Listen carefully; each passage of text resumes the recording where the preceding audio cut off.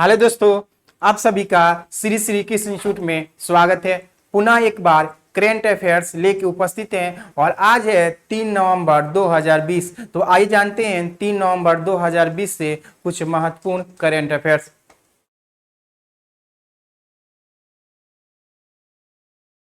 पहला प्रश्न है कि 24वीं मालामार नौसैनिक अभ्यास। तो ये नौसेना का एक अभ्यास है, एक्सरसाइज है, जिसमें यह शुरुआत हुआ था तो भारत प्लस अमेरिका के बीच यह 1993 ईस्वी से शुरू हुआ था। यह नौसेना एक अभ्यास हो रहा था, लेकिन बाद में इसमें जापान को भी शामिल कर दिया गया। बाद में जापान भी क्या हो गया, शामिल हो गया। इस तरह यह 3 देशों का एक नौसेना अभ्यास था जो हर साल ये होता है, जिसे हम लोग मलाबार नौसैनिक अभ्यास के नाम से जानते हैं। लेकिन 2020 में आपको पहली बार ऑस्ट्रेलिया को भी शामिल कर लिया गया। तो इस तरह यह 4 देश का जो नौसेना है वो इसमें क्या करता है, अभ्यास करता है।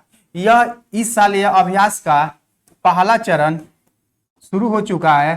पहला चरण जो हो रहा है वो 3 नवंबर से 6 नवंबर 2020 में शुरू हुआ है। 3 नवंबर से 6 नवंबर के बीच में यह आयोजन हुआ है विशाखापट्टनम में। कहाँ हुआ है? विशाखापट्टनम में। तो विशाखापट्टनम में इसका आयोजन किया गया है पहला चरण का, जो 3 नवंबर से 6 नवंबर के बीच में होगा। इसका दूसरा चरण जो होगा, इसका दूसरा चरण जो एक्सरसाइज होगा, यह आपको मध्य नवंबर में शुरू होगा। कब होगा? तो मध्य नवंबर में शुरू होगा। यह होगा आपको अरब सागर में। यह होगा आपको अरब सागर में। यह नौसेना अभ्यास होगा जिसमें 4 देश है। ये 4 देश हैं भारत, अमेरिका, जापान और ऑस्ट्रेलिया। ऑस्ट्रेलिया पहली बार शामिल हो रहा है, इसको याद रखेंगे।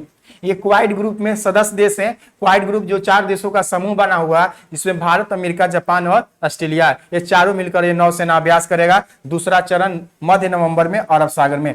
तो आंध्र प्रदेश जो है वो विशाखापट्टनम में ही है। और विशाखापट्टनम जो बंदरगाह है वो भारत का सबसे गहरा बंदरगाह है और यह बंगाल की खाड़ी की तरफ है। कहाँ है? बंगाल के खाड़ी, यानी बंगाल से के खाड़ी से सटा हुआ राज्य आंध्र प्रदेश है, यहीं पर होगा। देखिए आंध्र प्रदेश में कभी हाल ही में यहाँ 3 राजधानी बनाने की बात कही गई है। यानी यहाँ विधानसभा में एक विधेयक प्रस्तुत किया गया है जिसमें विशाखापट्टनम को भी एक राजधानी बनाने का चर्चा किया गया है इस विधेयक में। दूसरा है कर्नूल। कौन है? कर्नूल। और तीसरा आपको अमरावती। अमरावती वर्तमान में इसकी क्या है, राजधानी बनाई गई है। तो अमरावती रहेगी, कर्नूल और विशाखापट्टनम। ये 3 राजधानी संबंधित विधेयक आंध्र प्रदेश के विधानसभा में प्रस्तुत किया गया है। आंध्र प्रदेश भाषा के आधार पर गठित होने वाला यह देश का पहला राज्य है और इससे अलग एक राज्य बना है तेलंगाना 2 जून 2014 को। और यहाँ के सीएम है जगनमोहन रेड्डी। तो आइए देखते हैं, यह नौसेना में अलग अलग पनडुब्बी का होता है, शामिल होता है अलग अलग देश का, और इस नौसेना अभ्यास होता है। नौसेना दिवस हम लोग मनाते हैं, यानी नेवी दिवस मनाते हैं 4 दिसंबर को। तो अगला प्रश्न है 16 साइकी, जो कि हाल ही में क्या था, चर्चा में था।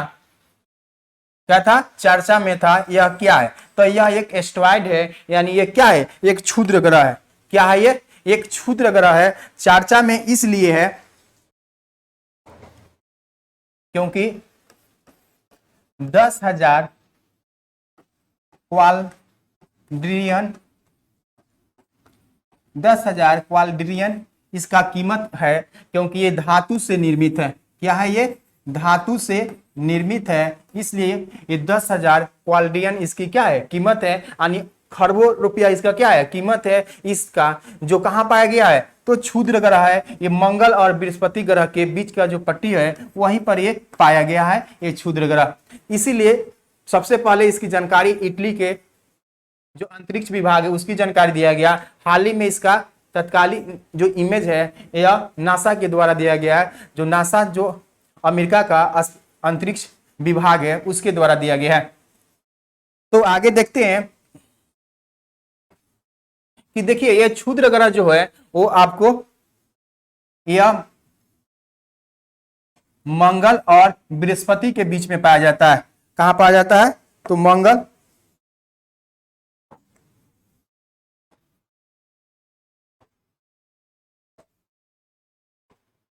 यह मंगल और बृहस्पति के बीच में पाया जाता है। इसी तरह में देखते हैं एस्टेरॉयड, इसमें बहुत छोटा छोटा कई क्षुद्र ग्रह पाया जाता है, कई क्षुद्र ग्रह पाया जाता है। उसी में यह आपको हाल ही में चर्चा में बना हुआ है। याद रखेंगे, ये एग्जाम में भी पूछा जा सकता है कि मार्स और जुपिटर के बीच ही पाया जाता है क्या? एस्टेरॉयड यानी क्षुद्र ग्रह पाया जाता है। जैसे सेरस सबसे बड़ा क्षुद्र ग्रह है, उसी तरह यह यहाँ पाया गया। अब अलग अलग देशों के द्वारा यहाँ पर जाने के लिए अभियान शुरू किया जा रहा है, क्योंकि उसको पाने के लिए। याद रखेंगे, ये सूर्य है, सूर्य के सबसे नजदीक मरकरी है, वीनस है, अर्थ है, उसके बाद मार्स है। इन चार ग्रह को जो ये पृथ्वी के सापेक्ष इस साइड में है, तो इसे हम लोग पार्थियन ग्रह कहते हैं। क्या कहते हैं? इसे पार्थियन ग्रह कहते हैं, या हम लोग इसे आंतरिक ग्रह कहते हैं। क्या कहते हैं? इसे आंतरिक ग्रह कहते हैं। तो आंतरिक ग्रह में बुध आता है, शुक्र आता है, पृथ्वी आता है और मंगल। ये चार क्या है? आंतरिक ग्रह। ये चार को बांटने का कौन काम करता है? तो एस्टेरॉयड यानी क्षुद्र ग्रह करता है। और इधर वाले ग्रह को हम लोग बाह्य ग्रह कहते हैं, या जोवियन ग्रह कहते हैं। इसमें भी जुपिटर है, सटर्न है, यूरेनस है और नेपच्यून, यानी बृहस्पति है, शनि है, अरुण और वरुण। यह चार ग्रह जो है जिसे बाह्य ग्रह कहते हैं। तो ये बीच में जो दोनों को बांटने का काम करता है, उसी को हम लोग कहते हैं एस्टेरॉयड। क्या कहते हैं? एस्टेरॉयड। याद रखेंगे, एग्जामों में कई बार पूछा गया है कि क्षुद्र ग्रह कहां पाया जाता है? तो मंगल और बृहस्पति ग्रह के बीच में पाया जाता है। और इस पर बहुत ही अच्छा आपका लेक्चर है, वीडियो जाकर देख सकते हैं। ज्योग्राफी इकोनॉमिक्स का जो मेरा क्लास है प्ले लिस्ट में, उसमें जाकर देख सकते हैं। सोलर सिस्टम के बारे में हमने चर्चा किया है। तो आइए देखते हैं अगला प्रश्न। देखिए, अगला प्रश्न है कि नवंबर 2020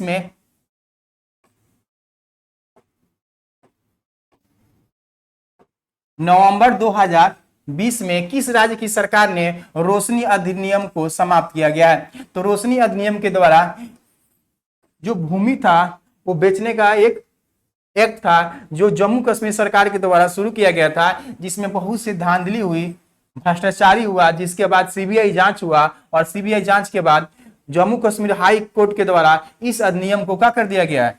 समाप्त कर दिया गया। रोशनी अधिनियम को क्या कर दिया गया? समाप्त कर दिया गया। क्योंकि जम्मू कश्मीर वर्तमान में 31 अक्टूबर 2019 को एक केंद्र शासित प्रदेश बन गया। क्या बन गया? एक केंद्र शासित प्रदेश बन गया। और यहाँ के उपराज्यपाल जो है वो है उपराज्यपाल मनोज सिन्हा। कौन है? मनोज सिन्हा। याद रखेंगे, अभी हाल ही में यहाँ भूमि संबंधित एक अधिनियम पारित किया गया है। भूमि संबंधित क्या किया गया? एक अधिनियम पारित किया गया है, जिसके द्वारा भारत के कोई भी व्यक्ति, नागरिक जाकर वहां पर उद्योग धंधा कर सकता है। वहां पर उद्योग धंधा करने के लिए जमीन ले सकता है, रहने और बसने के लिए जमीन ले सकता है, कृषि योग्य भूमि को छोड़कर यह काम कर सकता है। हाल ही में इसकी राजधानी जो है वो श्रीनगर है। क्या है राजधानी इसकी? श्रीनगर है। और श्रीनगर में अभी हाल ही में जैविक सब्जी बिक्री केंद्र की स्थापना किया गया था यहीं पर। तो आइए देखते हैं अगला प्रश्न। देखिए, अगला प्रश्न में है कि भारत के पहले टायर पार्क, यानी जो टायर खराब हो जाता है उससे आपको एक टायर पार्क बनाया जाएगा, वो है पश्चिम बंगाल में। कहां? पश्चिम बंगाल में एक टायर पार्क बनाने की बात कही गई है। तो यहाँ के सीएम है आपको ममता बनर्जी, और यहाँ के गवर्नर है जगदीप धनखड़। कौन है? जगदीप धनखड़ है। तो इन्हीं के द्वारा बोला गया है कि एक टायर बनाएंगे, जो अवशिष्ट टायर जो खराब हो जाता है उसी को सजा के एक पार्क बनाया जाएगा, यानी एक स्मृति के रूप में बनाएगा और लोग देखने के लिए जा सकते हैं। यहाँ हाल ही में किसान प्रगतिशील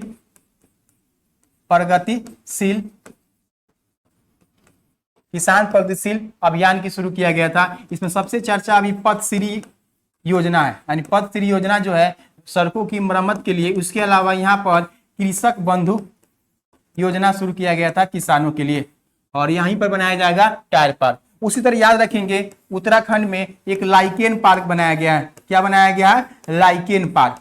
उत्तराखंड में क्या बनाया गया है? Lichen park. और यहाँ के सीएम है त्रिवेंद्र सिंह रावत, और बेबी रानी मौर्य यहाँ के राज्यपाल हैं। अभी हाल ही में सौर ऊर्जा को बढ़ावा देने के लिए भी यहाँ पर आपको सौर रोजगार योजना की शुरुआत किया गया था उत्तराखंड में, और पिरूल बिजली परियोजना की शुरुआत यहीं पर किया गया था चीड़ के सूखे हुए पत्ते से बनाने के लिए। गुजरात से याद रखेंगे यहां पर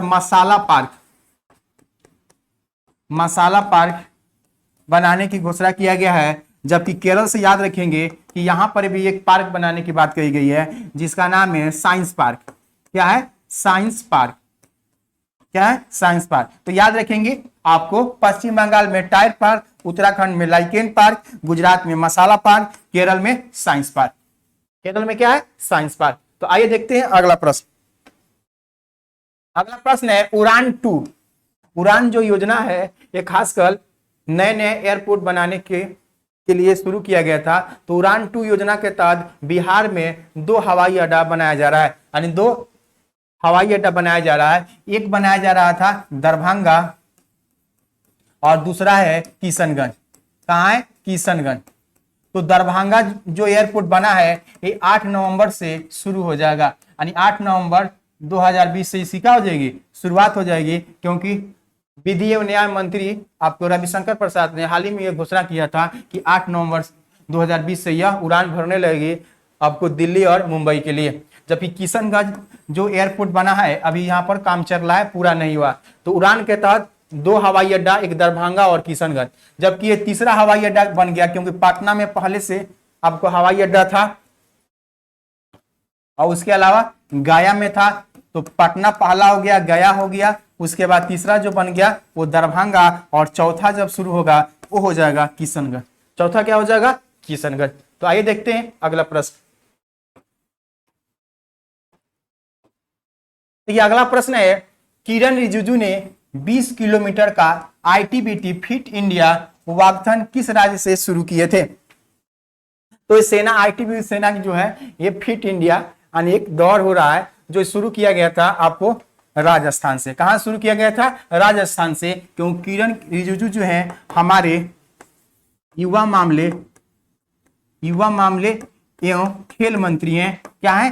खेल मंत्री हैं। इन्हीं के द्वारा ये शुरू किया गया था राजस्थान में। ये 200 किलोमीटर का एक रेस है। आईटीबीटी भी जो है इंडो तिब्बत बॉर्डर पुलिस है, जिसकी स्थापना हुई थी 24 अक्टूबर 1962 ईस्वी में। खासकर भारत और तिब्बत पुलिस फोर्स के नाम से इसे जानते हैं, जो चाइना के क्षेत्रों में क्या करती है?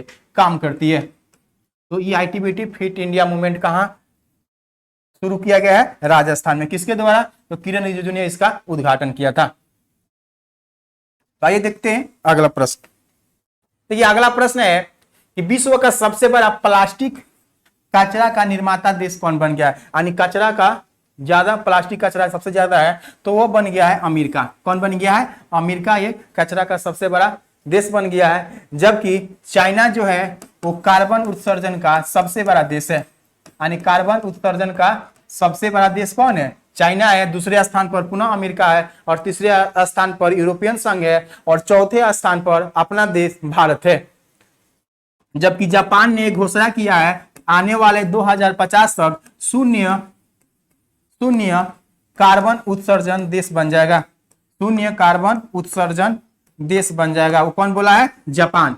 जापान के योशिहिडे सुगा जो है यहाँ के प्रधानमंत्री ने यही घोषणा किया है। शून्य कार्बन उत्सर्जन का अर्थ होता है जितना कार्बन उत्सर्जन किया जाएगा उतना क्या कर लेंगे? अवशोषित कर लेंगे। यह हो जाएगा 2050 तक, ये बात बोला है। जबकि कार्बन उत्सर्जन में पहला स्थान चीन, दूसरा अमेरिका, और तीसरा यूरोपियन संघ, और भारत चौथा। अब भारत से याद रखेंगे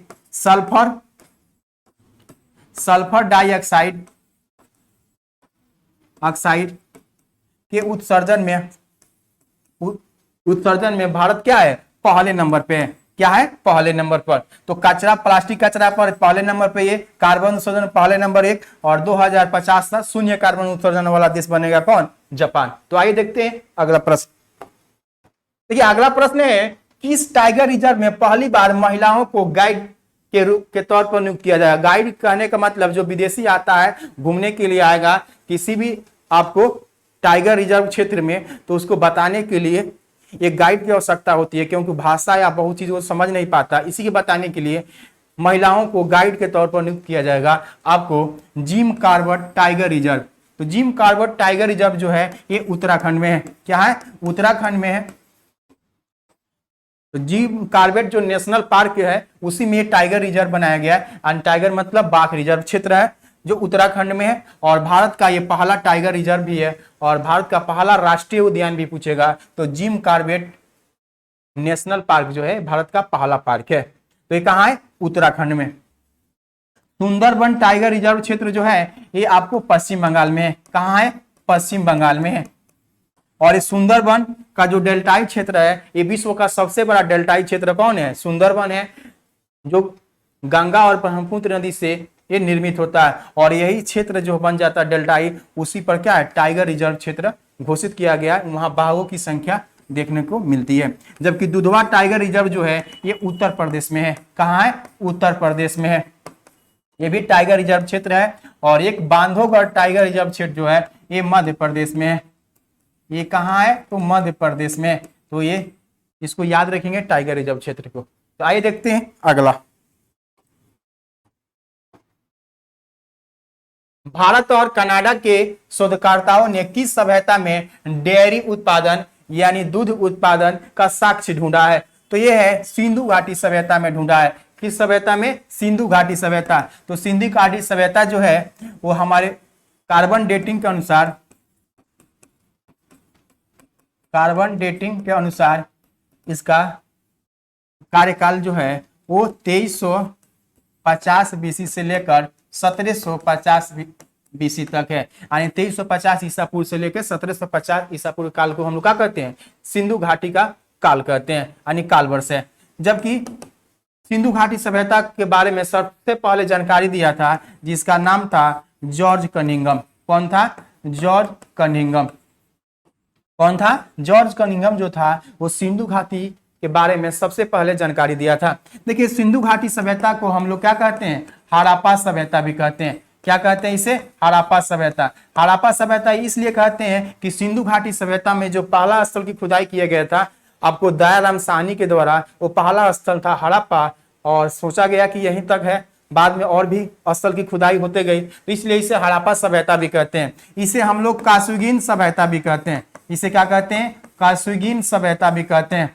कासुगिन सभ्यता कहने का मतलब मानव ने सबसे पहले तांबा की खोज किया था, और इस समय तांबा और टीन को मिलाकर कांसा का निर्माण सबसे ज्यादा हुआ है सिंधु घाटी सभ्यता में। और जो भी आपको कुल्हाड़ी या अन्य चीज मिला वो सबसे ज्यादा क्या मिला है? तांबा का मिला है। जैसे नर्तकी कांसे की मूर्ति मिली है बहुत आपको मोहनजोदड़ो से, इसलिए अनुमान लगाया जाता है कि कासुगिन युग था, इसलिए इसे कासुगिन सभ्यता के नाम से जानते हैं। और सिंधु घाटी सभ्यता क्यों कहते हैं? कि वो सिंधु नदी के किनारे आसपास का विकसित ये सभ्यता था, इसलिए इसे सिंधु घाटी सभ्यता के नाम से भी हम लोग जानते हैं। सिंधु सभ्यता जो है वो विश्व का प्रथम नगरीय सभ्यता है। विश्व का सबसे नगरीय यानी शहरी सभ्यता है। इसको भी याद रखेंगे। विश्व का सबसे नगरीय यानी शहरीय सभ्यता किसे कहा जाता है? तो सिंधु घाटी सभ्यता को विश्व का सबसे नगरीय यानी शहरीय सभ्यता के नाम से जानते हैं। यानी आजकल जिस तरह शहर को व्यवस्थित किया जाता है उस तरह सिंधु घाटी सभ्यता में ऐसा व्यवस्थित था। जैसे पक्की सड़कें थी जो एक दूसरे को समकोण पर काटती थी, चौड़ी चौड़ी सड़कें थी, जैसे हम लोग उसे राजपथ कहा जाता था उस जमाने में। जो नाली थी पक्की हुई ईंट से बनी होती थी, वो भी ढका हुआ रहता था। ऐसा बहुत से साक्ष्य मिला है कहाँ? आपको सिंधु सभ्यता में। इसलिए इसे हम लोग विश्व का सबसे नगरीय या शहरीय सभ्यता के नाम से जानते हैं। तो आइए देखते हैं अगला प्रश्न। देखिए अगला प्रश्न है कि किस राज्य सरकार ने मुख्यमंत्री ने मोटर वाहन में को 100% माफ कर दिया है? यानी 100% मोटर वाहन टैक्स जो होता है वो क्या कर दिया है? 100% माफ कर दिया है। वो पंजाब सरकार ने। किसने माफ कर दिया है? पंजाब सरकार ने। तो आइए पंजाब से कुछ जानकारी प्राप्त करते हैं। पंजाब के सीएम है कैप्टन अमरिंदर सिंह, और हाल ही में 750 ग्रामीण क्षेत्रों में स्टेडियम बनाने की इन्होंने घोषणा किया। यानी खेल को बढ़ावा देने के लिए 750 ग्रामीण स्टेडियम बनाने की इन्होंने घोषणा किया। और कृषि बिल के संबंध में, कृषि बिल को प्रभावी बनाने के लिए, यानी केंद्र सरकार जो कृषि बिल लाया था उसको असंवैधानिक बनाने के लिए अपने विधानसभा से एक विधेयक को प्रस्तुत किए थे। किसने? तो इन्होंने कैप्टन अमरिंदर सिंह। तीसरा पॉइंट याद रखेंगे, यहाँ सरकारी नौकरी में महिलाओं के लिए 33% रिजर्वेशन यानी आरक्षित सीट किया गया है, यानी सरकारी नौकरियों में महिलाओं के लिए 33% रिजर्व कर दिया गया है। अभी आपके सामने है मोटर वाहन जो टैक्स है वो 100% का कर दिया गया, फ्री कर दिया गया है। क्या कर दिया गया है? फ्री कर दिया गया है। और 2022 में कॉमनवेल्थ तीरंदाजी का आयोजन होगा पंजाब की राजधानी चंडीगढ़ में। पंजाब की राजधानी कहाँ? चंडीगढ़ में इसका आयोजन किया जाएगा, तो इसको याद रखेंगे।